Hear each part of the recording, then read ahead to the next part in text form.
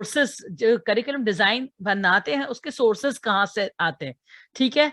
सो पहली बात तो ये है कि the curriculum designers must clearly clarify their philosophical, social and political view of society and the individual learner's view, commonly called curriculum sources. मतलब वो कहते हैं कि करिकुलम के सोर्सेस मतलब करिकुलम कहाँ से बनता है, कैसे बनता है, किस बेसिस पे बनता है, वो यही है जो हमारे फाउंडेशंस हैं उनके बेसिस पे, ठीक है ना। कि जिस सोसाइटी के लिए बना रहे हैं उसकी फिलॉसफी क्या है, उसकी सोशियोलॉजी क्या है, उसके पॉलिटिकल व्यूज क्या हैं, क्या डेमोक्रेटिक है, क्या मोनार्कियल है, तो जैसे होगा उसके करिकुलम पे वैसे इम्पैक्ट आएगा, वहां से करिकुलम को सोर्स किया जाएगा। मींस जो आप ऑब्जेक्टिव्स ड्राइव करेंगे वो उस तरह के होंगे, उस सोसाइटी के नीड के हिसाब से होंगे। सेकेंडली जो कंटेंट होगा वो उस हिसाब से होगा। फिर वापस वापस यही बात है कि एक्सपीरियंसेस पे भी उनका इम्पैक्ट आएगा, ठीक है। Educational action begins with recognizing one's belief and values, which influence what one considers worth knowing and teaching. If we neglect philosophical, sociological, and political questions, we design curriculum with limited or confused rationales. ठीक है, तो वो कहते हैं कि अगर आप इन चीजों को recognize ना करें, ठीक है, educational action begins with recognizing one believes and values. अगर वो इन्फ्लुएंस ना कंसिडर किया जाए, अगर because we believe that it is something which is worth knowing, अगर आपको पता ही नहीं है कि आपकी सोसाइटी के बिलीव्स क्या है, वैल्यूज क्या है, और आप समझते हैं कि नहीं ये तो इम्पोर्टेंट नहीं है, आप इनको निग्लेक्ट कर दें, तो आपके करिकुलम का ऑब्वियसली जो बिगिनिंग रैशनल होगा ना, रैशनल क्या होता है कि reason for developing that curriculum design will be all confused, आपको पता ही नहीं होगा कि आप क्या क्यों कर रहे हैं, ठीक है। सेकेंडली हमने बात की जब सोर्सेस की हम बात करते हैं, ठीक है, तो हम कहते हैं कि एक रोनाल्ड डॉल करके एक करिकुलम मतलब एक्सपर्ट है, वो ये कहते हैं कि he says that there are 4 foundation of curriculum design. Number 1 is science, number 2 is society, number 3 is eternal truth, that is again your religion, and divine will, वो वापस सही बात आ गई कि जो रिलीजन या स्पिरिचुअलिटी की बात आती है, ठीक है।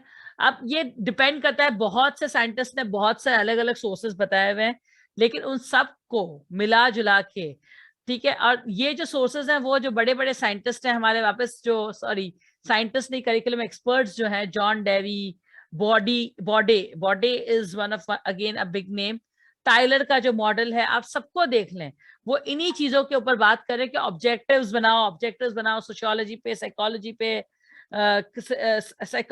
फिलोसफी पे, और उन्हीं को अचीव करने की कोशिश करो। This is how it works, ठीक है। I am sorry somebody is waiting, so let me okay.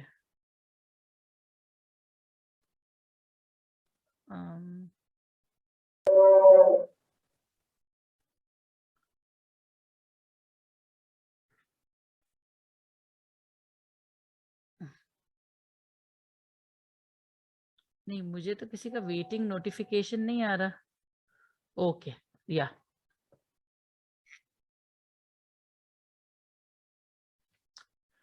All right.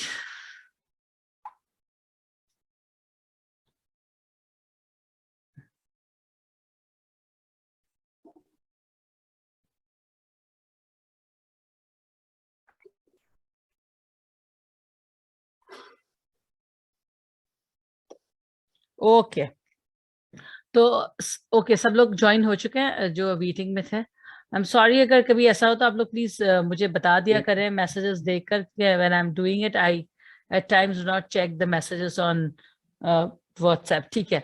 सो सबसे पहले उन सबको निचोड़ ये आया कि सबसे पहले आप कंसिडर करते हैं करिकुलम डेवलपमेंट के प्रोसेस पे, number 1 is the important source is science. Science को हम देखते हैं कि भाई जो साइंटिफिक मेथड्स होते हैं, ठीक है, उस पे हम अपने करिकुलम को डिजाइन करते हैं। Their design contains only observable and quantifiable elements, means कि आप वो चीजें डिजाइन करें, वो चीजें पढ़ाने की कोशिश करें जो बच्चा देख सकता है, ना कि उसको किसी ऐसी चीज के बारे में बताएं जो एग्जिस्ट ही नहीं करती। Problem solving is prioritised. The design emphasizes learning how to learn. Much discussion of thinking process is based on cognitive psychology. Advocate problem-solving procedures reflect our understanding of science and organization of knowledge. Some educators think that curriculum should prioritize the teaching of thinking strategies, means critical thinking develop honi chahiye, theek hai, or with knowledge increasing so rapidly, the only constant seems to be the procedures by which we process knowledge. Means अगर आप बहुत ज्यादा knowledge दे रहे हैं, लेकिन procedures आप उसको में follow नहीं करते कि knowledge कैसे construct होती है, कैसे metacognition आता है, कैसे जो है वो knowledge जो है वो basically it becomes more like you know कि आप इसे कह सके कि जो आपने पढ़ाया वो बच्चा एब्जॉर्ब कर ले, इसके ऊपर हम ये बात कर रहे हैं कि साइंटिफिक तरीके से आप अपना डिजाइन बनाए। बेसिकली वो ये कहना चाह रहे हैं, वो ये नहीं कहना चाह रहे कि साइंस एज अ डिसिप्लिन आप यूज करें, वो कहना चाह रहे हैं कि आप साइंटिफिक जो लॉजिकल थिंकिंग है उसके बेसिस पे आपका पूरा करिकुलम डिजाइन करें, और आपका करिकुलम ऐसा हो जो बच्चों को प्रॉब्लम सॉल्विंग के लिए जो है वो मतलब मोटिवेट करे, उनको थिंकिंग के लिए मोटिवेट करे। ठीक है, next is he saying that society as a source. ठीक है, सोसाइटी हमारे करिकुलम का सोर्स होगा। तो वही बात है जो जस्ट 1 मिनट, ओके। तो curriculum designers who stress society as curriculum source believe that school is an agent of society। मतलब स्कूल क्या है कि सोसाइटी का एक एजेंट है। जैसे हमने पहले भी पढ़ा है और मैंने बताया कि आपको एक मशहूर कोटेशन है which says that school is a miniature of society। Society का एक हिस्सा है जो सोसाइटी को रिप्रेजेंट करता है। ठीक है, and should draw it's curriculum ideas from analysis of social situation. जैसे अगर हम पाकिस्तान की बात करें तो हमें दिखता है कि जो यहाँ एथिकल इश्यूज हैं, मतलब जो ह्यूमन इश्यूज आ रहे हैं, जो ह्यूमैनिटी के ऊपर हम बात कर रहे हैं कि हमारे लोगों में ये मिसिंग है, तो हम अपने करिकुलम में उन चीजों को ऐड करें जो आज की सोसाइटी की नीड है, ना कि हम अभी भी वही जमाना कदीम की चीजें पढ़ाते जाए जो अब ऑब्सोलीट हो चुकी हैं। तो उन पे बात करें। जो इस्लाम, अगर वापस हम पाकिस्तान की बात करें तो यहाँ पे इस्लामिक वैल्यूज को ही अगर हम पढ़ा दें सही से, तो आई थिंक हमारे बच्चों में ये एथिक्स मॉरल्स और जो है ना वो इंसानियत के इश्यूज आएंगे नहीं, क्योंकि Islam is a religion of ethics morals and you know humanity. तो वही सही से पढ़ा दे तो भी बहुत है। लेकिन बात यही कि उसको गलत पिक्चराइजेशन करना, रिलीजन एजुकेशन को एक टैबू की तरह बना के पेश करना, इससे हमारी सोसाइटी की आज ये हालत हो गई कि हम जो है वो अपने ही अकदार खो चुके हैं, और हमारी सोसाइटी में जो सियालकोट पे वाकया हुआ ऐसे बहुत से वाकयात हो रहे हैं every day. Individuals with this orientation believe heavily in the socialization function of school। School क्या क्या है कि वहां पे बच्चे आए, सोशलाइज करें, सोसाइटी में रहने का ढंग सीखें, ये स्कूल है। School must realise that they are part of and are design to serve to some extent the interest of the local communities and larger societies. तो स्कूल को ये समझना होगा कि वो किस लिए बनाए गए हैं, ताकि वो सोसाइटी के मकसद को, उनके इंटरेस्ट को जो है प्रमोट कर सके।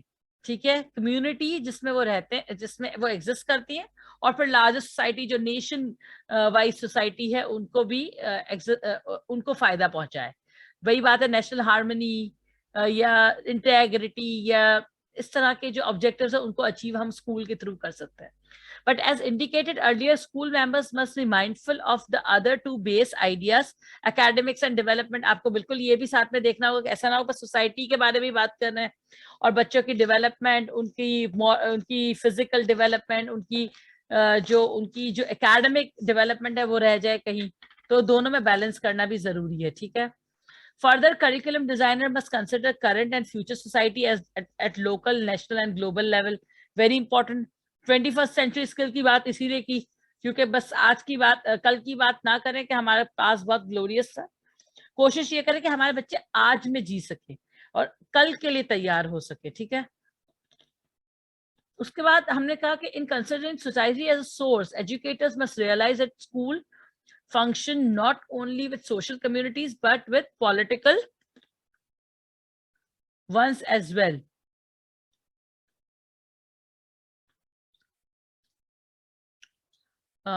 Okay,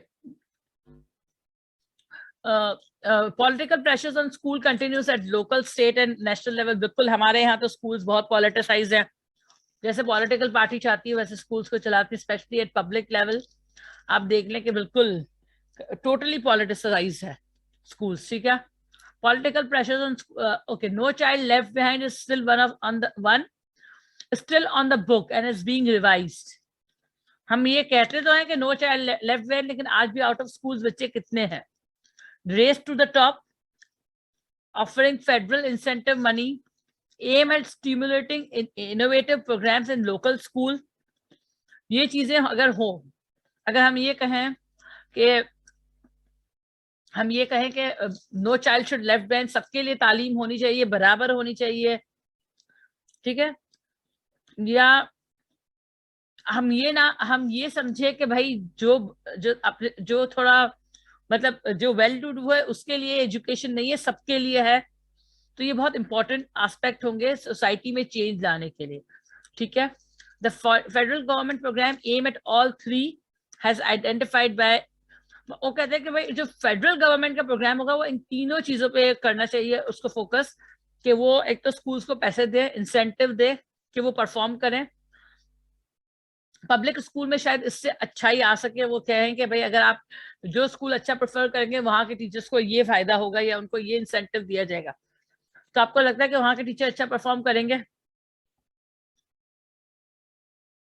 या वहां जो अगर गवर्नमेंट स्कूल में अगर किसी बच्चे की पोजीशन आ जाती है मैट्रिक बोर्ड में, इंटर बोर्ड में, तो अगर उन टीचर्स को कुछ रिवॉर्ड किया जाए तो उससे और कंपटीशन और मयार बेहतर होगा, उनमें कुछ पढ़ाने की विल पैदा होगी. तो ये वो कह रहे हैं कि भाई इसमें वो लाने की जरूरत है हमें, ताकि इनोवेटिव आइडियाज आए तालीम में. जो उसका जो एम है इनोवेशन का या तालीम सबके लिए का, वो पूरा हो सकेगा अगर फेडरल गवर्नमेंट ऐसा कुछ करती है कि इन तीनों पे फोकस करे वो, ठीक है. उसके बाद उन्होंने कहा कि मॉरल डॉक्टराइन क्या होते हैं? कि जो आपके मॉरल जो वैल्यूज है आपकी सोसाइटी की, या आपके पास से आपने लिए, आपने रिलीजन से लिए, कहीं से भी आपने ले लिए वो वैल्यू, वो हमारा सोर्स ऑफ करिकुलम बनते हैं. उसके बेसिस पे हमें सब्जेक्ट कंटेंट को डिवाइस करना चाहिए. जैसे वही बात कि अगर हम अपने पाकिस्तान के लिए एक टेक्स्ट बना रहे तो हम ये देखेंगे कि वहां पे जो औरतों ने कपड़े पहने वो रिवीलिंग ना हो, इनफैक्ट जो मर्दों ने भी कपड़े पहने हुए वो इस्लामी इक़दार के हिसाब से हो, चाहे वो शलवार कमीज हो या ना हो, वो एक सवाल नहीं है. इस वक्त सवाल ये है कि वो ऐसे कपड़े ना हो जो हमारे माशरे की उसको वैल्यूज को सपोर्ट नहीं करते, या ऐसी बात जो हमारे माशरे में जिसको बुरा समझा जाता है उसमें अगर उसको अटैच कर दिया जाए तो क्या वो करिकुलम हमारे मॉरल वैल्यूज के हिसाब से, आपको लगता है कि उसका सोर्स हमारे मॉरल से लिया गया?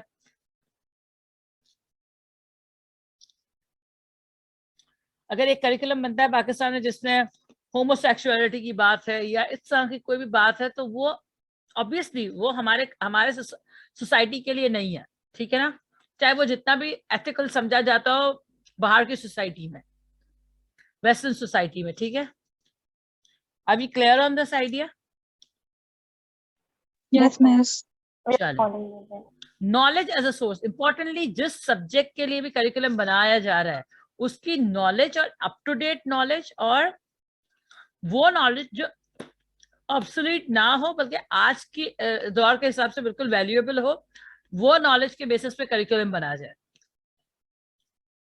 और वो नॉलेज दें बच्चों को जो वर्थ है, वो ना पढ़ाएं जो जिसका कोई एप्लीकेशन ही नहीं है या कोई फायदा ही नहीं है, बस रट्टे लगा रहे हैं और it's not making any sense, ठीक है.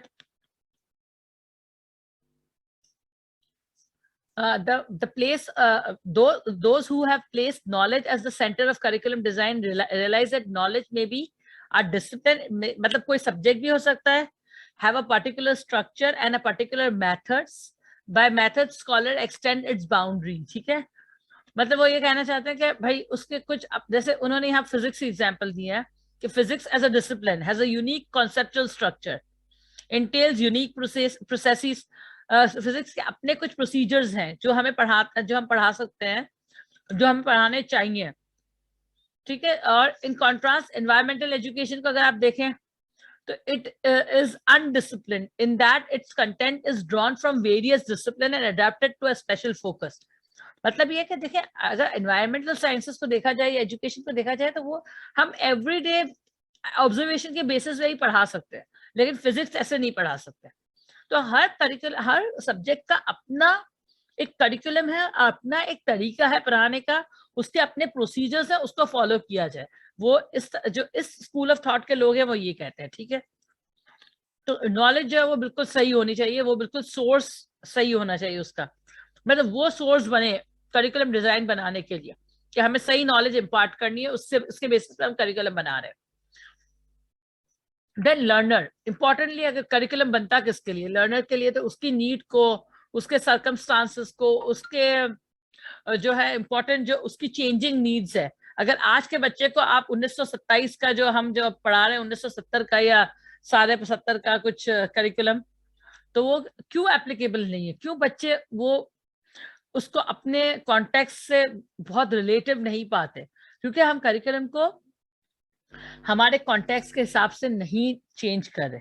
आज भी हम स्कूल्स में कुछ चीजें ऐसी पढ़ा रहे हैं जो बहुत पुरानी हो चुकी है, और उसमें कुछ ऐसे जमानों की बात की गई है जिसमें 2 आना 3 आना वाले भी चैप्टर्स मैंने देखे हैं किताबों में, जो which makes no sense to our children.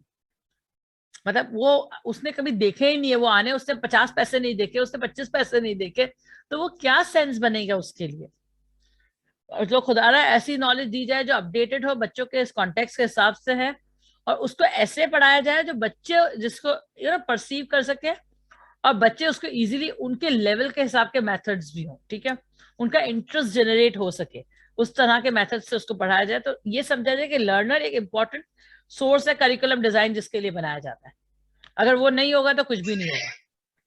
Miss Zainab, मुझे एक बात पूछनी है कि जी जी हमारे करिकुलम मेकर्स हैं कहाँ? जो हमारे बाप दादा ने किताबें पढ़ी हैं, नॉवेल्स पढ़े हैं, वो आज हमारे अपने बच्चे हैं जो है ना वो पढ़ जी रहे हैं। जी तो ऐसा क्यों है? वे why are they not bringing the innovation? वो इसलिए नहीं ला रहे क्योंकि पॉलिटिसाइज है आपकी एजुकेशन। अगर देखें, अगर आपका आप एजुकेशन सिस्टम देखें ना तो बहुत पॉलिटिसाइज है। देखिए कुछ चीजें ऐसी हैं जो नहीं बदली हैं, और कुछ चीजें ऐसी हैं जो तो, बदल गई हैं।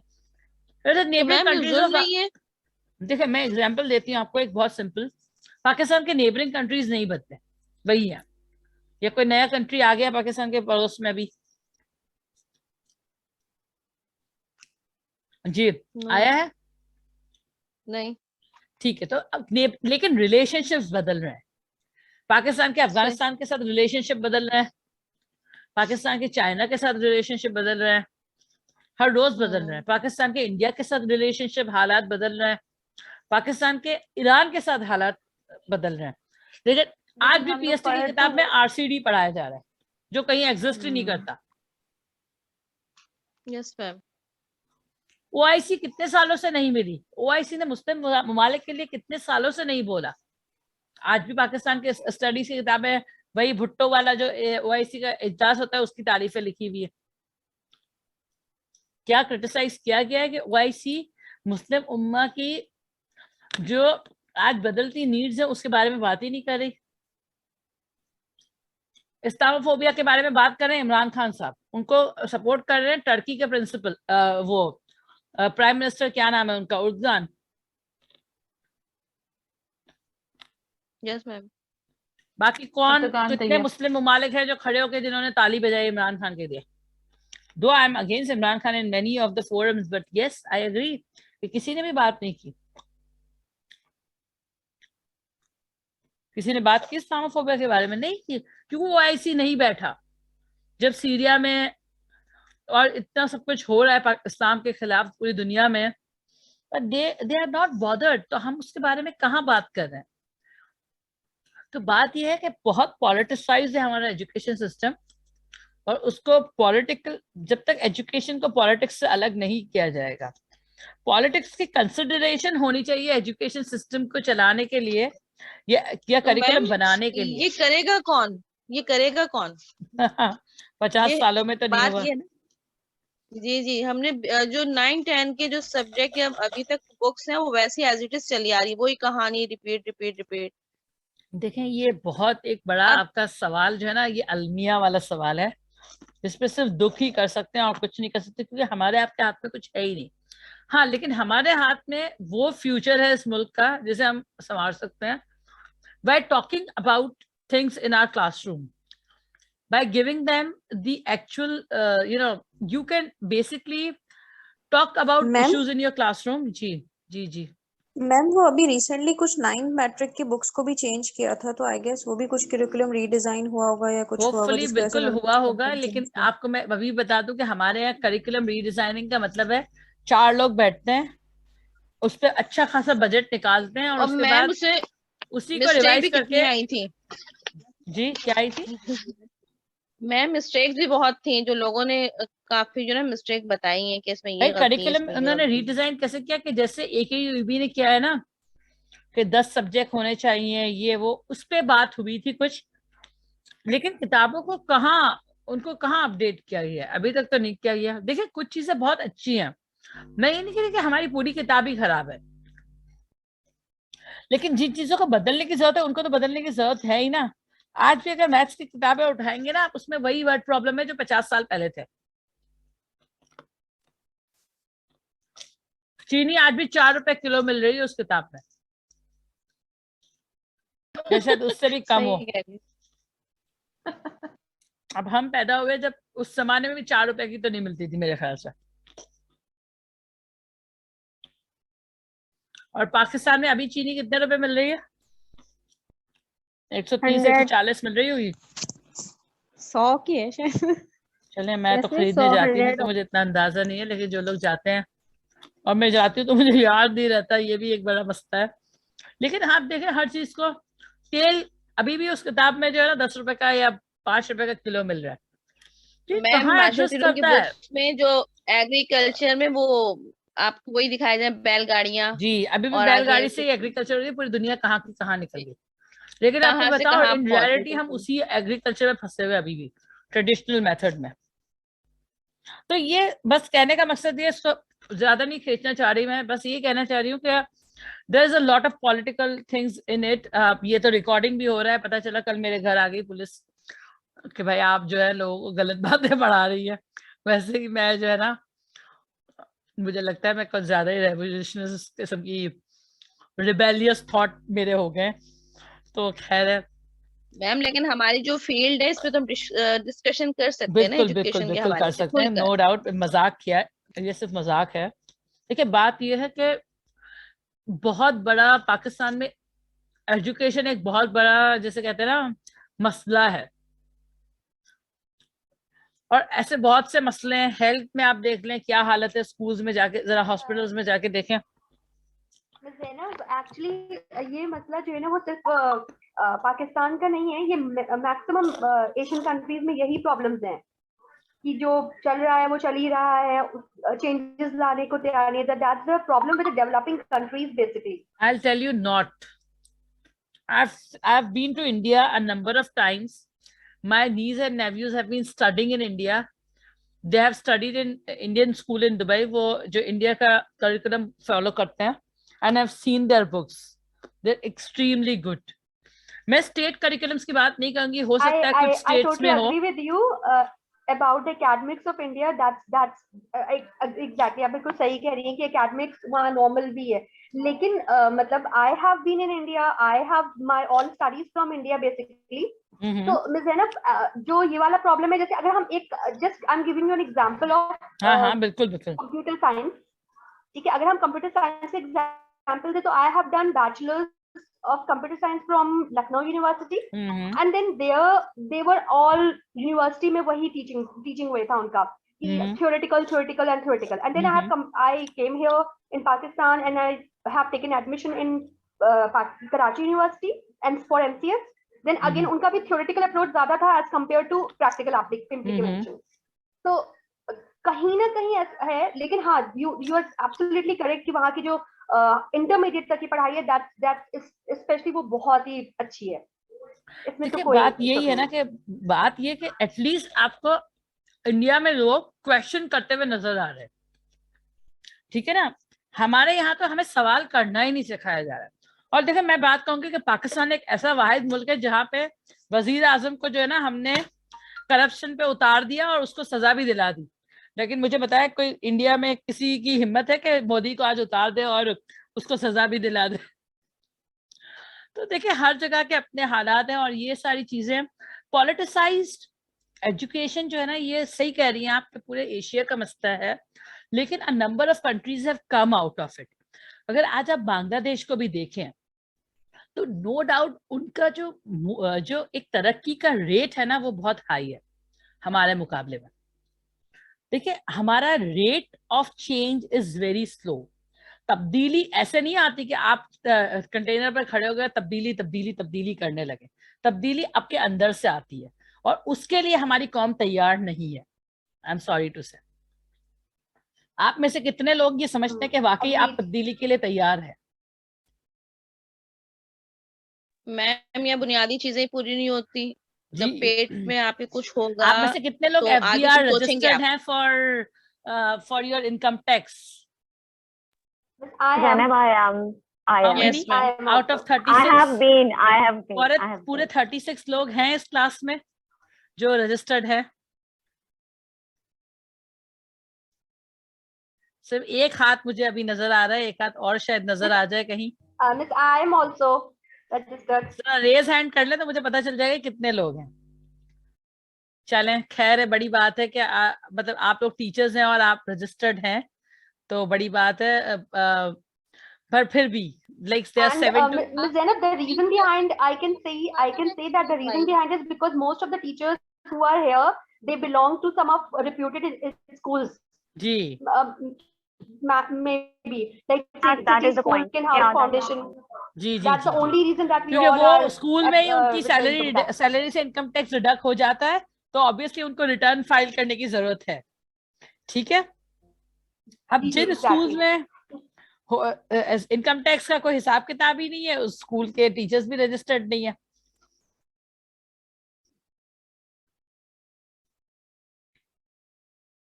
ऐसा है।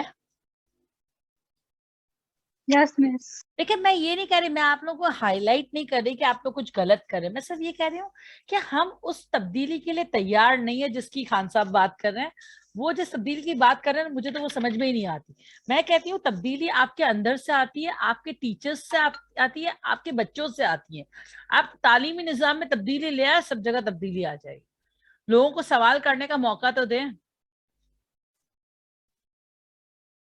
ठीक है, तो बात यह है कि हम सवाल करने का मौका देंगे तो मसले हो जाएंगे, तो हम सवाल करने का मौका ही नहीं देते। खैर मैं देखिए हम किसी के अगेंस्ट नहीं है, बात सिर्फ इतनी है कि जब तालीम की बात करते हैं ना तो बहुत पॉलिटिकल इन्फ्लुएंस है। और ये बात सच है जो अभी आपने कही कि पूरे एशिया में ही है ये, और बहुत से और ममालिक में भी होगा जो नजर नहीं आता।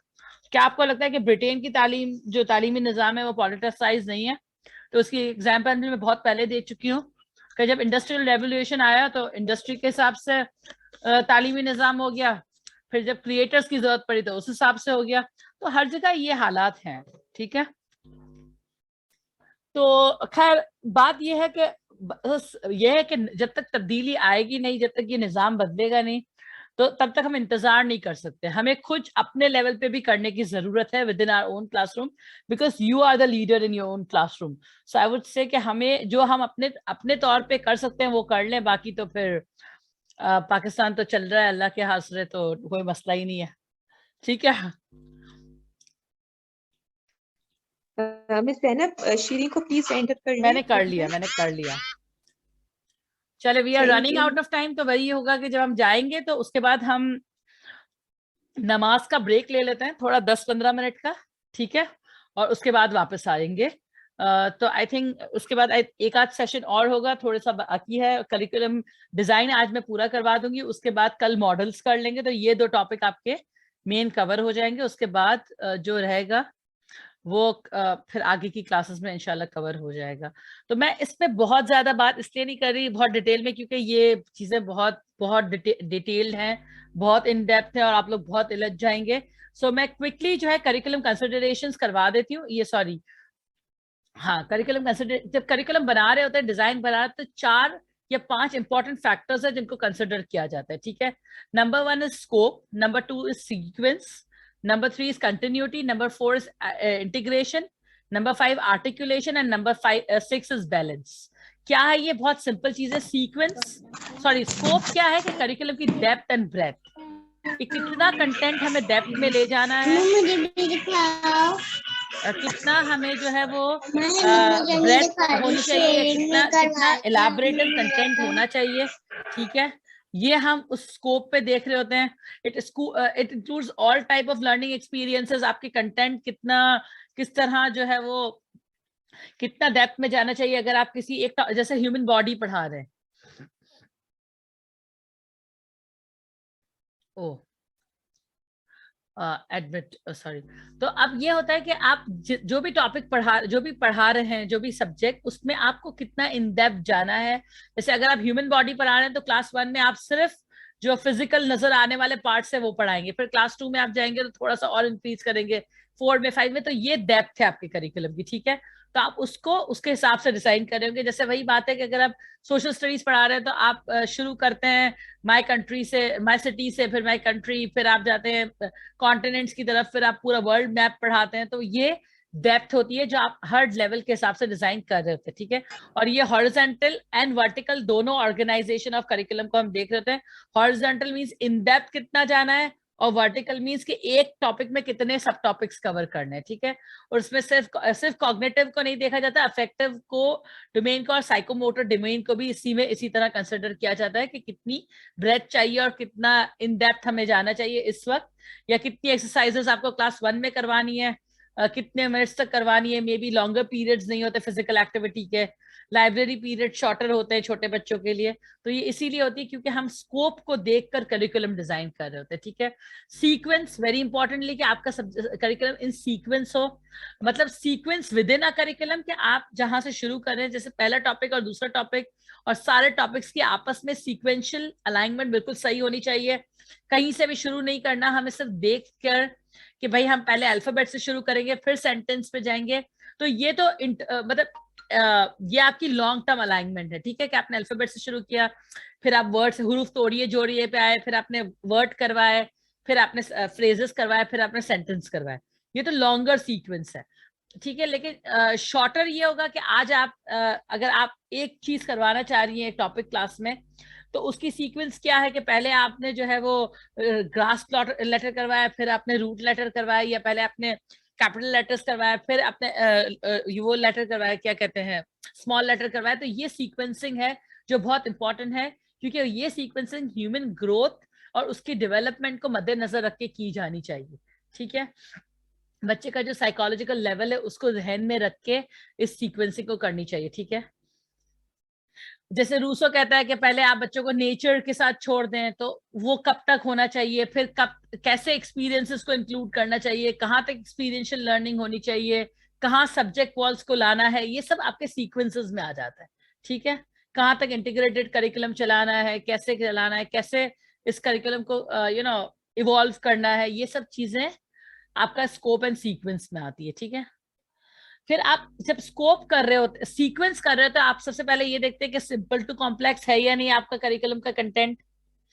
प्री रिक्विजिट लर्निंग उसके लिए बच्चे की है या नहीं, कि मतलब बच्चा अल्फाबेट पढ़ के आया है तो आप उसको हुरूफ तोड़िए जोड़िए करवाएंगे, वरना आप नहीं करवाएंगे, पहले आप अल्फाबेट करवाएंगे।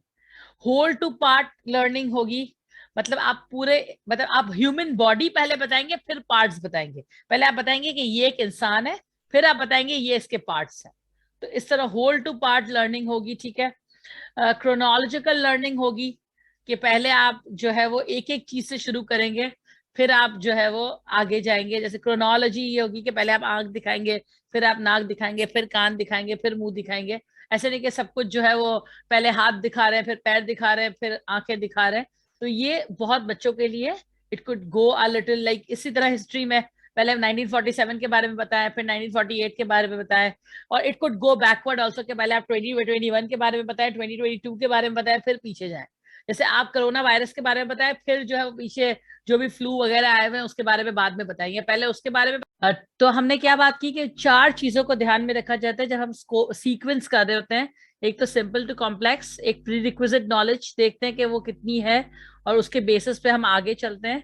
होल टू पार्ट और क्रोनोलॉजिकल लर्निंग, ठीक है, ताकि एक क्रोनोलॉजिकल ऑर्डर में लर्निंग हो। जैसे हिस्ट्री के इवेंट्स की बात की हमने, या किसी भी चीज में हम बात करें तो ऑर्डर इज वेरी इंपॉर्टेंट।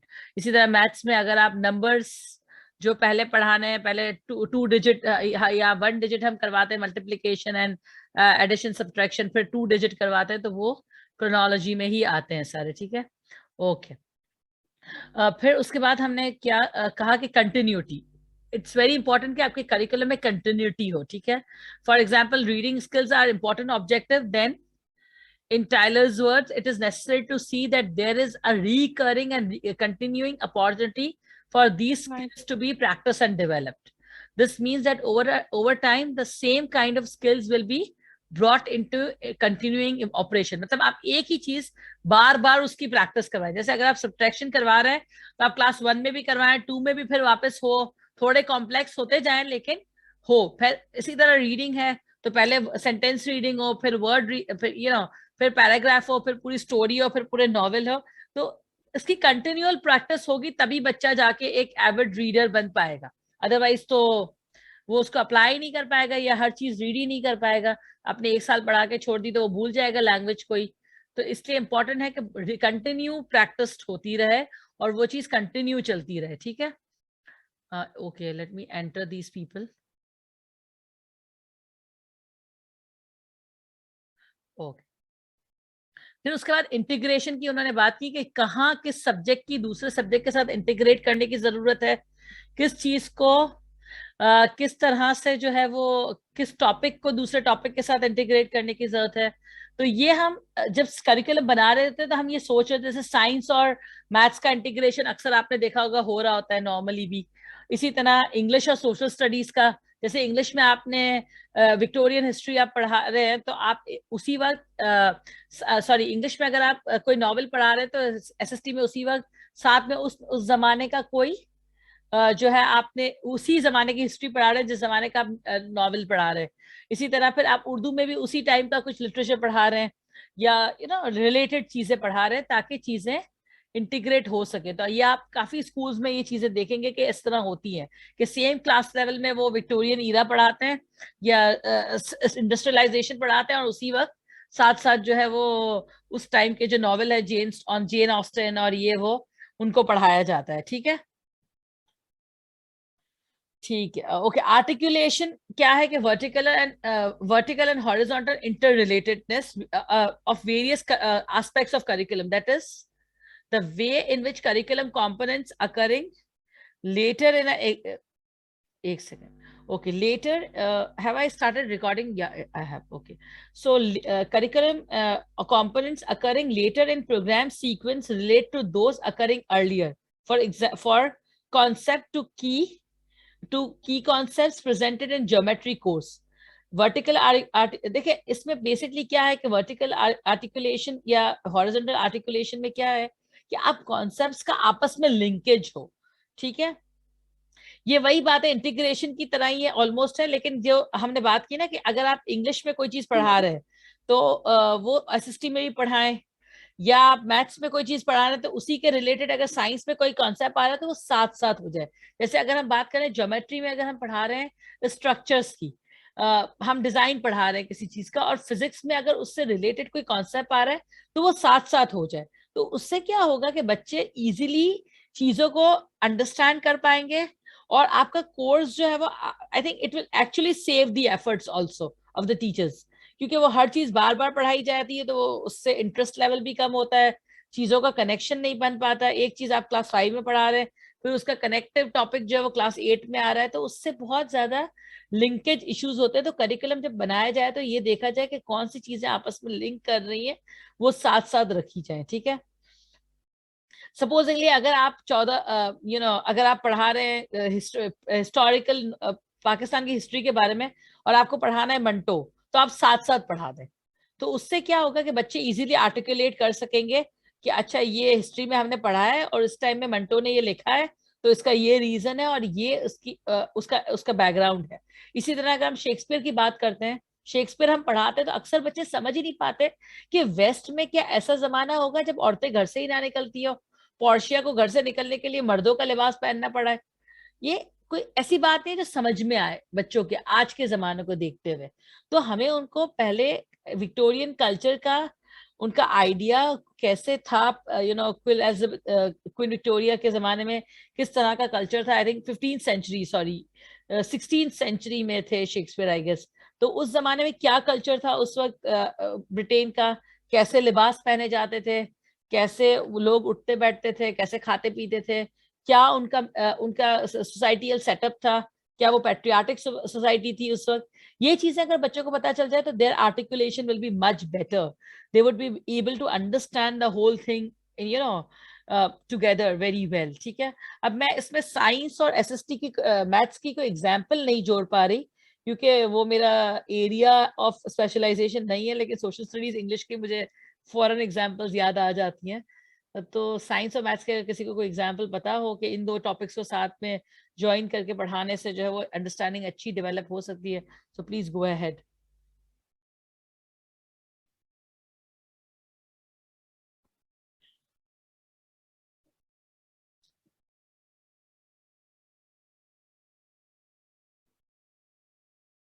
नहीं,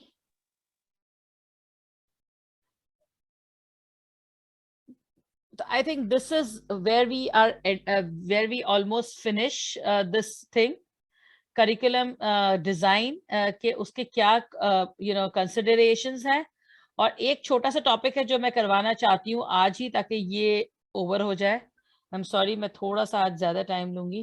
वैसे तो आपकी 2 घंटे की क्लास होती है, लेकिन मैं चाहती हूँ कि थोड़ा सा आपको, क्योंकि ऑनलाइन में मुझे पता है कि बड़े मसले होते हैं, इतना ज्यादा पढ़ नहीं पाते, लेकिन I try to keep you guys engage, but फिर भी बड़े मसले तो चलते रहते हैं। चले, और कोई है जिसे एडमिट करना है? अच्छा, what I'll do is I'll share the other screen also ताकि वो भी आप लोग देख सकें। I was thinking कि अगर मैं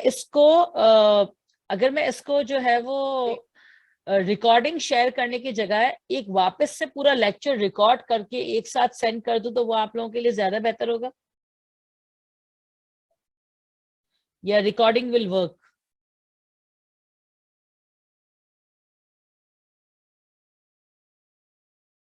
हेलो मैम, एक साथ सही रहेगा।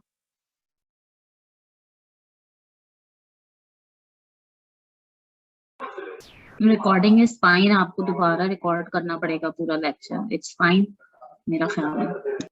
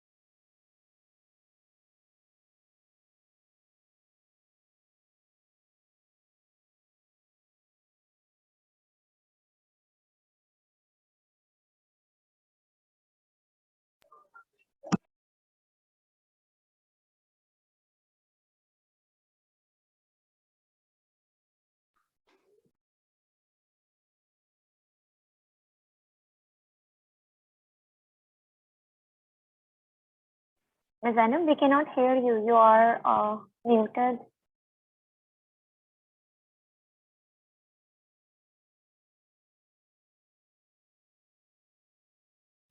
Sorry, hello. Can you hear me?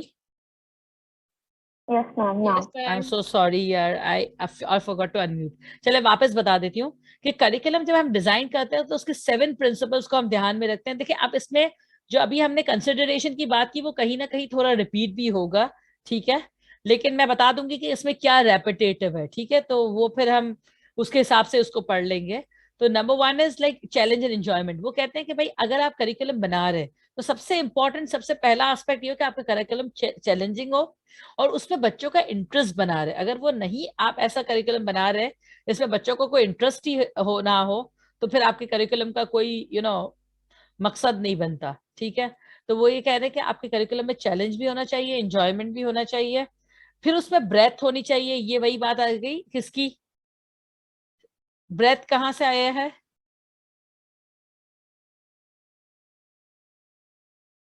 Scope से आया है। ठीक है, लेकिन यहाँ वो ब्रेथ को ये कह रहे हैं कि बच्चे के पास वैरायटी ऑफ एक्सपीरियंसेस होने चाहिए।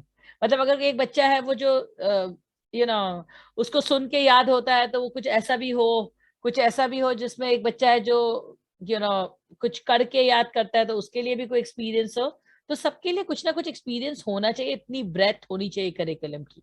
ठीक है, प्रोग्रेशन, कंटिन्यूटी होनी चाहिए करिकुलम में, कि जो है ना ऐसा ना हो कि भाई वो क्लास 3 में भी वही चीज पढ़ रहा है, 4 में वापस रिपीट कर रहा है, 5 में वही पढ़ रहा है, तो फिर बच्चा आखिर में बोर होके बोलेगा मुझे स्कूल ही नहीं जाना।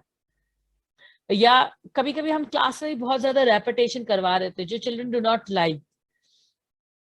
I remember my nephew used to tell me that I would sleep in the class today. I said, why? He said, she repeats everything every day and I cannot study every day. So this is how children are. आपने देखा होगा कुछ बच्चे बहुत जल्दी irritate हो जाते हैं।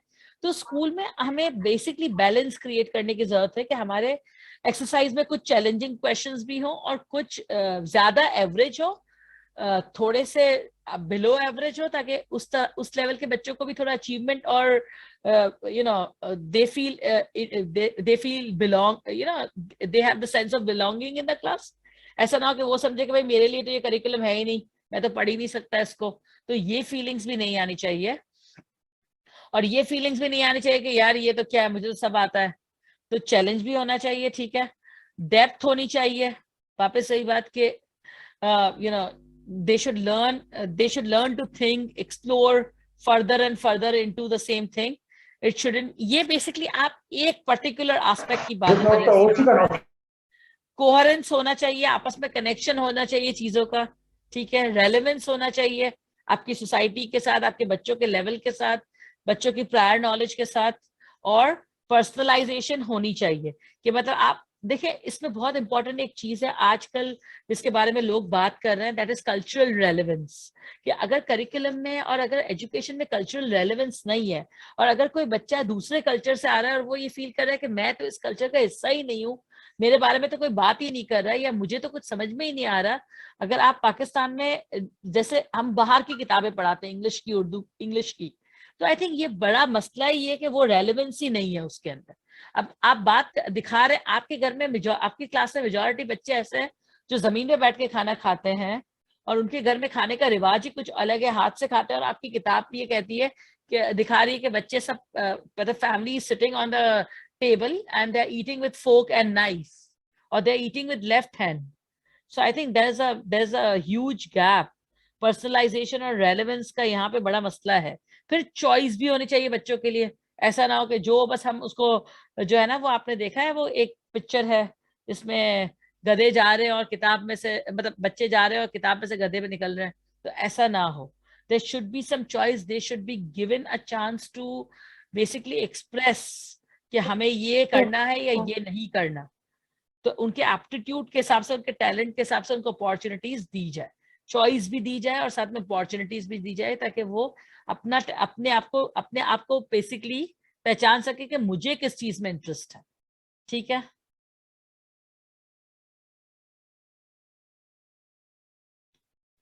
So any questions?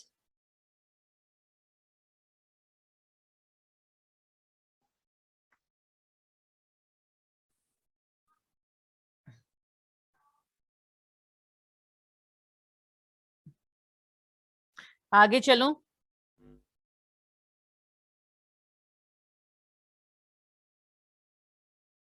जी, Yes, sir. किसी को कोई क्वेश्चन Yes, sir. पूछना है सो फार? हेलो,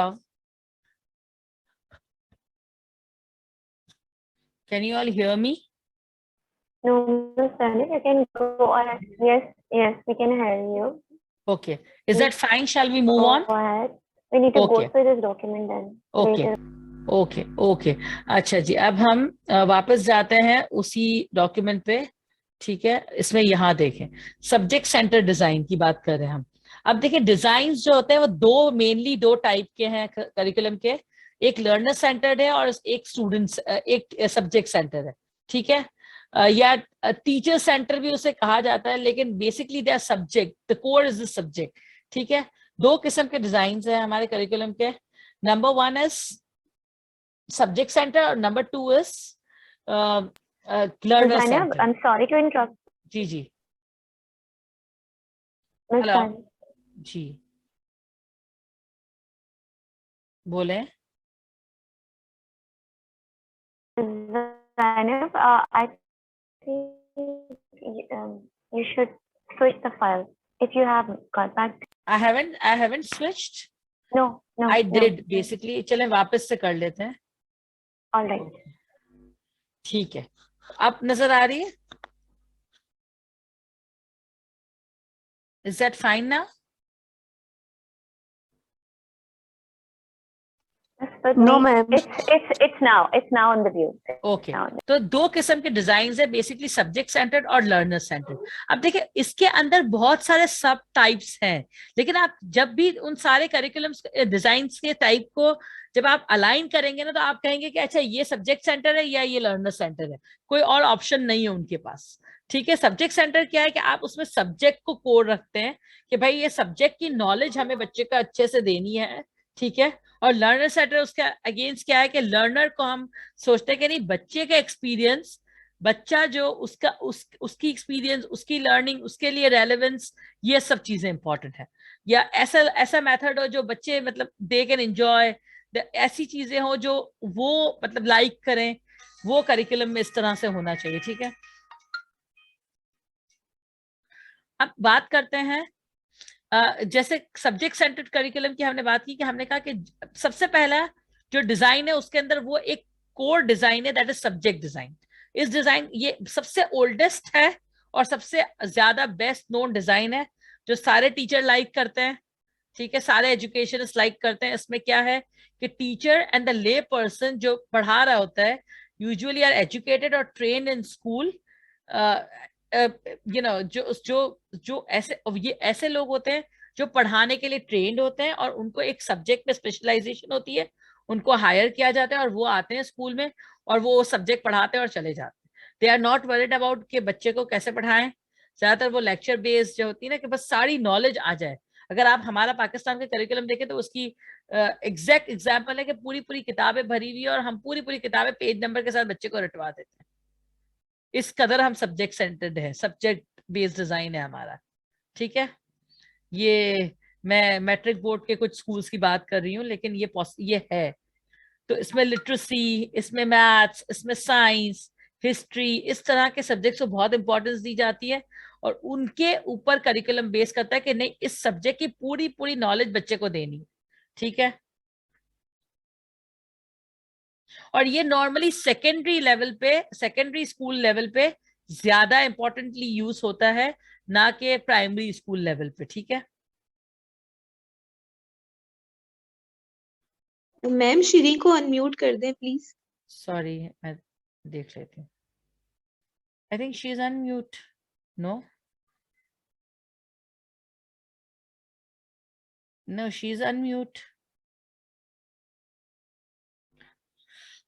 ओके, तो ठीक है।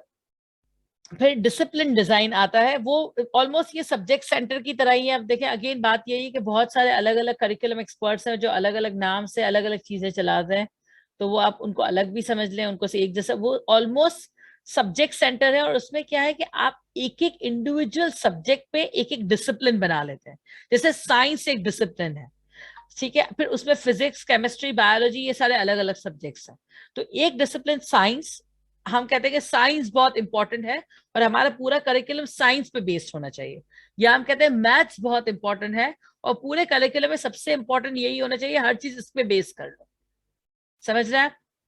या हम कह रहे हैं लैंग्वेजेस, बस इंग्लिश आनी चाहिए बच्चे को, तो ये डिसिप्लिन बेस्ड है। तो लैंग्वेज बेस्ड पूरा करिकुलम बनेगा, हर चीज में हम लैंग्वेज पढ़ाने की कोशिश कर रहे होंगे, ठीक है। ये थोड़ा सा डिफरेंट है सब्जेक्ट सेंटर से। सब्जेक्ट सेंटर में क्या है कि हर सब्जेक्ट को अलग अलग अलग इंपॉर्टेंस देके पढ़ाया जाता है, यहाँ पे आप डिसिप्लिन को ज्यादा इंपॉर्टेंस दे रहे हैं, ठीक है। जैसे मैंने एग्जांपल दी साइंस की। फिर हम बात करते हैं ब्रॉड फील्ड डिजाइन। इस डिजाइन में क्या है कि broad field design is another variation of subject centered design. वापस यहाँ पे सब्जेक्ट ही आपको कोर नजर आ रहेगा। It appears as an effort to correct what many educators considers the fragmentation and compartmentalization caused by subject design। मतलब वो कहते हैं कि भाई आप ब्रॉड फील्ड्स को पढ़ाएं, ना कि हर एक सब्जेक्ट को अलग अलग पढ़ाएं। जैसे सोशल साइंसेस पढ़ा लें, ठीक है। जैसे लैंग्वेज में लिटरेचर, ग्रामर, कॉम्पोजिशन, स्पेलिंग, इन सबको अलग अलग ना पढ़ाए बल्कि लैंग्वेज पढ़ा ले। जैसे आपने देखा होगा कुछ स्कूल्स में बाकायदा स्पेलिंग्स अलग पढ़ाई जाती हैं, ग्रामर अलग पढ़ाई जाती है, कॉम्पोजिशन अलग पढ़ाई जाती है, क्रिएटिव राइटिंग के पीरियड अलग होते हैं, फिर लिटरेचर के पीरियड अलग होते हैं। तो वो ना करें, उन सबको कोलैप्स करें और इनटू लैंग्वेज पढ़ाएं। बस लिंग्विस्टिक्स पढ़ाते हैं, लैंग्वेज पढ़ाते हैं। लिंग्विस्टिक्स भी एक अलग ही टाइप है, ग्रामर से थोड़ा हटके, ठीक है। फिर बायोलॉजी, केमिस्ट्री, फिजिक्स अलग अलग ना पढ़ाएं बल्कि जर्नल साइंस पढ़ा लें, ठीक है। तो ब्रॉड फील्ड्स में ये वही डिसिप्लिन वाली बात है, लेकिन थोड़ी सी डिफरेंट है उससे, क्योंकि इसमें जैसे उन्होंने कहा कि सोशल साइंसेस को ले आए आप। डिसिप्लिन में आप हो सकता है कि ये हो कि दो सब्जेक्ट्स को मिला रहे हो, फिजिक्स और केमिस्ट्री को आपने मिला दिया, या सिर्फ फिजिक्स को आपने मैथ्स के साथ मिला दिया।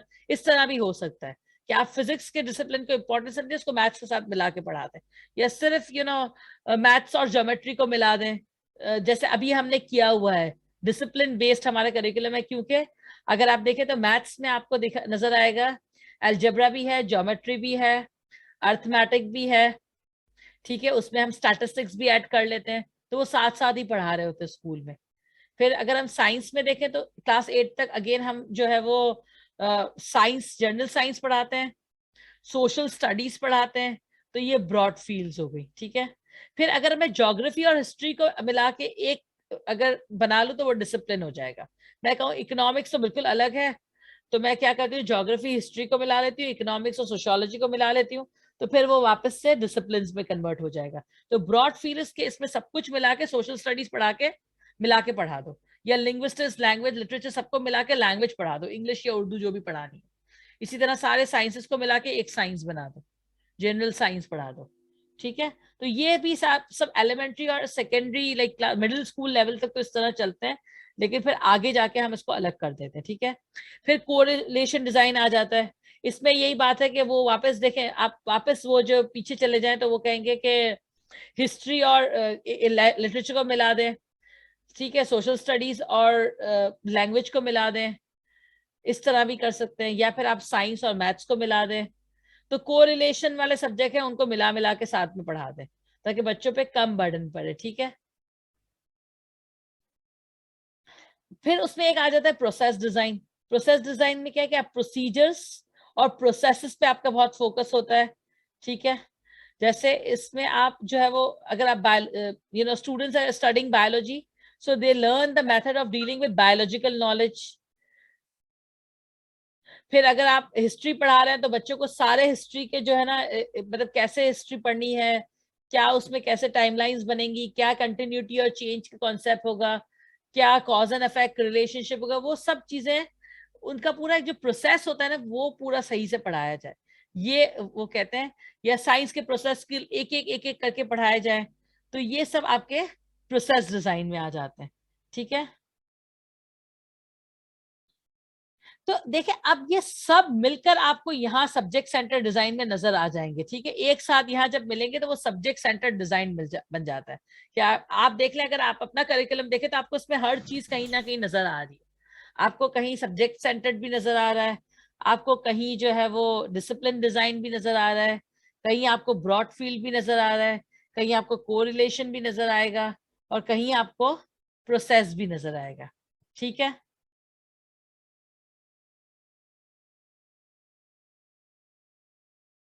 Any questions so far?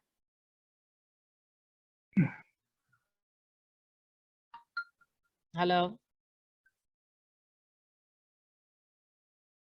आप सब जी हैं मैम। यहाँ या सो गए? No, we are following you and we are looking at the types you are sharing with us. And I know, देखिए ये थोड़ा सा मुश्किल कॉन्सेप्ट इसलिए कि इसमें बहुत से रेपिटेशंस हैं, लेकिन बहुत ज्यादा आप इन रेपिटेशंस पे फोकस नहीं करें, आप मेन पे फोकस करें। ये बाकी सब मैं आपको इसलिए बता रही हूँ ताकि आपकी नॉलेज में इजाफा हो, ठीक है? वो कोई इतना वो नहीं है कि सारे मैं आपसे नहीं पूछ लूंगी एग्जाम में, तो इसलिए इतनी फिक्र ना करें, ठीक है? लेकिन आपको पता होना चाहिए कि किस तरह से लर्नर सेंटर, कैसा करिकुलम होगा। अगर ये भी होगा तो ये सब्जेक्ट सेंटर होगा, अगर ये भी होगा तो सब्जेक्ट सेंटर होगा, अगर यू भी होगा तो सब्जेक्ट सेंटर। ये आपको पता होना चाहिए कि अगर सिर्फ सोशल स्टडीज ही पढ़ा रहे हैं लेकिन पूरे ब्रॉड फील्ड पे अगर फोकस है तो भी वो सब्जेक्ट सेंटर्ड है, अगर सिर्फ हिस्ट्री और ज्योग्राफी मिला के पढ़ा रहे हैं वो भी सब्जेक्ट सेंटर्ड है। तो आपको आइडेंटिफिकेशन करनी आनी चाहिए कि ये स्टूडेंट सेंटर्ड है या ये फिर सब्जेक्ट सेंटर्ड है, ठीक है? ओके तो इसके फिर हम लर्नर सेंटर की बात करते हैं तो हम यही बात करेंगे कि लर्नर सेंटर क्या होता है, जो ज्यादा प्री स्कूल में, किंडरगार्टन में, एलिमेंट्री में आपको नजर आते हैं, जहाँ पे टीचर्स आर मोर स्ट्रेस, बच्चा जो है मजे करता है, प्ले वे मेथड होता है, और जो है वो बच्चा जो है वो उसके एक्सपीरियंसेस को हम टारगेट करते हैं कि उसको अच्छे से अच्छा एक्सपीरियंस मिले, अच्छे से अच्छा जो है वो चीजों को एक्सपीरियंस करके लर्न कर सके, खुद प्रॉब्लम सॉल्विंग करे, खुद ये करे, तो ये ज्यादातर छोटे लेवल पे ज्यादा होती है, या फिर बहुत बड़े लेवल पे आप देखेंगे तो होगी, जो हायर सेकेंडरी वाला लेवल होता है, जहाँ बच्चे खुद मतलब लर्नर्स खुद इतने वो होते हैं कि they can like pursue inquiry research on their own. तो आप उनको उनके ऊपर छोड़ दे तो they can learn explore things on their own. So ये लर्नर सेंटर डिजाइन है, ठीक है? सो लर्नर सेंटर डिजाइन का थीम क्या होता है? That students are the designers and the makers of what they are experiencing. Students curriculum को driving seat पे स्टूडेंट्स होते हैं, और टीचर जो है वो सिर्फ अपॉर्चुनिटी प्रोवाइडर होता है, ठीक है, फॉर पोटेंशियल एक्सपीरियंस। हम बच्चों के हाथ में देते हैं एक्सपीरियंस के, जाके खुद एक्सपीरियंस करो, और हम सिर्फ फैसिलिटेट कर रहे होते हैं, ठीक है? और सेकेंडरी लेवल पे क्या एम्फेसिस होता है कि सब्जेक्ट मैटर ज्यादा क्यों होता है कि क्योंकि हम जब बात करते हैं तो टेक्स्ट बुक्स, यूनिवर्सिटीज का अगर आप करिकुलम देखेंगे वो साइंसेस का एक पूरा डिपार्टमेंट है वहां पे, फिर उस सोशल साइंसेस के डिपार्टमेंट में जो है वो आपको लैंग्वेज का डिपार्टमेंट अलग नजर आ रहा है, हिस्ट्री का डिपार्टमेंट अलग नजर आ रहा है, सोशियोलॉजी का डिपार्टमेंट अलग नजर आ रहा है, इस तरह होता है।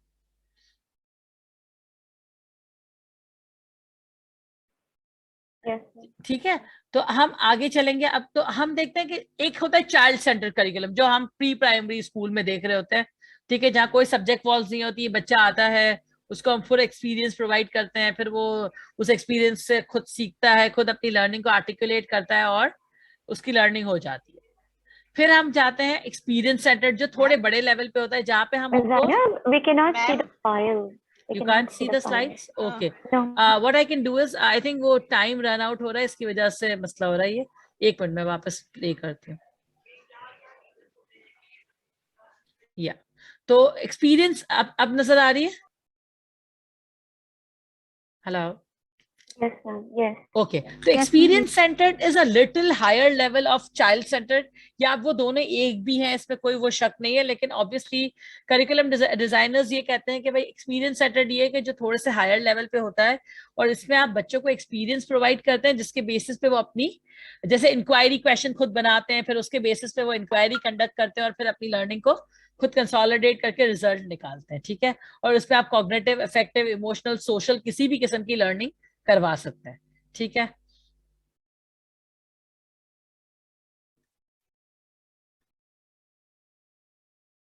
अब वो कह रहे हैं कि भाई जो भी ऐसे करिकुलम एक्सपर्ट्स है जो चाइल्ड सेंटर या एक्सपीरियंस सेंटर करिकुलम को फेवर करते हैं, वो किस पे ज्यादा करते हैं, रिलाई, एम्फेसिस किस पे करते हैं? लर्नर्स इंटरेस्ट पे, क्रिएटिविटी पे और सेल्फ डायरेक्शन पे, कि बच्चों को आप फैसिलिटेट करें, फिर बच्चा खुद अपनी इंक्वायरी को डायरेक्ट करे, उसमें और क्यूरियोसिटी पैदा हो और वो चीजों को ढूंढे। The teacher's task is to create a stimulating learning environment in which the students can explore, come into direct contact with knowledge and observe others learning and actions. Learning is a social activity. Students essentially design their own learning. They construct and revise their knowledge through direct participation and active observation. Simple. कि बच्चा खुद observe करे, खुद participate करके उसमें explore करे कि पहले मैंने ये सीखा था तो अब ये ऐसे नहीं है, यूं है, तो अपनी पुरानी लर्निंग को रिवाइज करे और खुद नई लर्निंग अपनी बनाए। सो दैट्स एक्सपीरियंशियल और चाइल्ड सेंट्रिक करिकुलम, ठीक है। एक करिकुलम है जिसका नाम है रोमांटिक करिकुलम या रेडिकल करिकुलम, ठीक है। बेसिकली इट्स लाइक रेडिकल का मतलब क्या होता है जी, किसी को पता है रेडिकल का क्या मतलब है?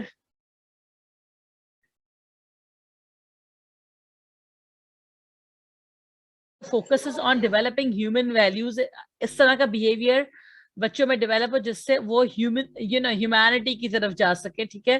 और सेकेंड वर्ल्ड वॉर के बाद इसकी नीड बहुत ज्यादा फील हुई, बिकॉज ऑब्वियसली आपने देखा कि वहां पे जो तबाही हुई और जो चीजें हुई उसके बाद दैट वाज रिक्वायर्ड। सो उसके बाद हमने बात की प्रॉब्लम सेंटर्ड डिजाइन, एक डिजाइन है जो बहुत ही सिंपल, हम पहले भी इसके बारे में पढ़ चुके हैं कि प्रॉब्लम के बेसिस पे जो है वो करिकुलम बना जाए, जहाँ पे बच्चे रियल लाइफ प्रॉब्लम को सॉल्व कर सके, सोसाइटी के प्रॉब्लम्स को समझ सकें और फिर खुद वो सीक फॉरवर्ड करें कि वो कैसे उन प्रॉब्लम्स को सॉल्व करेंगे। तो वो उस तरह का करिकुलम बने जहाँ पे आइडेंटिफिकेशन ऑफ सोशल प्रॉब्लम्स हो या रियल लाइफ प्रॉब्लम्स हो, और फिर we set the student to solve those problem and come up with a solution on their own, ठीक है। तो वो एक प्रॉब्लम सेंटर्ड करिकुलम होगा। और इस करिकुलम में ये मतलब ये बहुत ही कंटेम्पररी एक डिजाइन है, बहुत ही नया एक तरीका है जो अभी कुछ सालों से जो बहुत फेमस हुआ है, ठीक है। और ये एक बहुत ही इम्पोर्टेंट एस्पेक्ट है क्योंकि एक रियल लाइफ लर्निंग एक्सपीरियंस बच्चों को यहाँ पे करवाया जाता है, ठीक है। इसके बाद जो है वो एक मिनट, ओके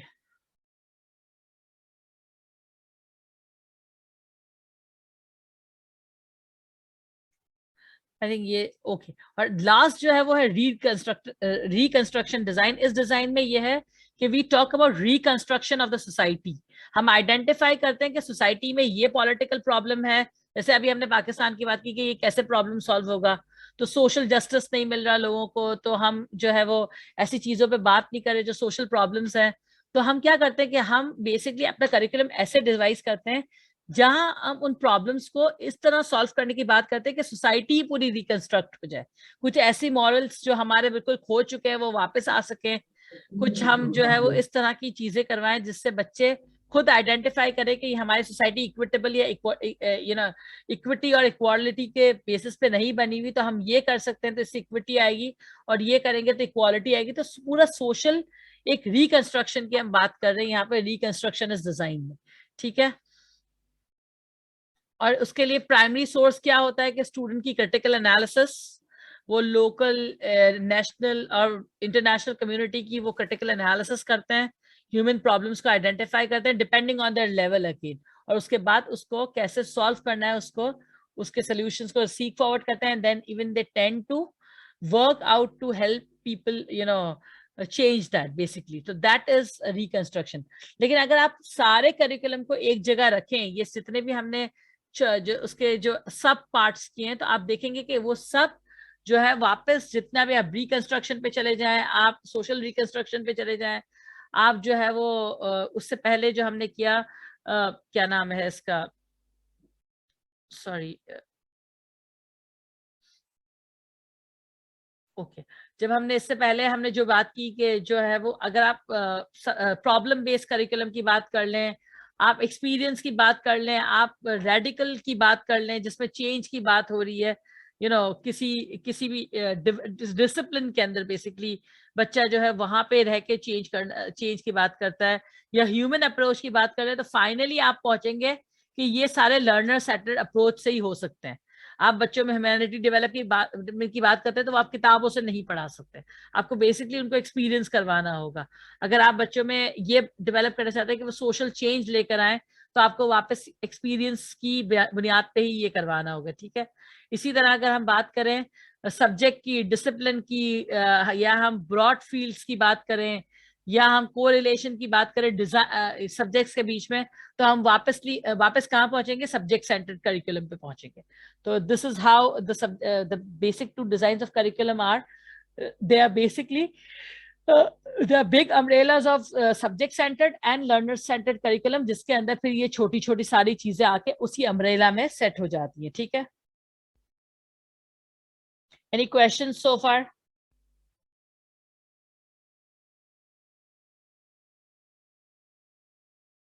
सब समझ में आ गया या कुछ भी समझ में नहीं आया?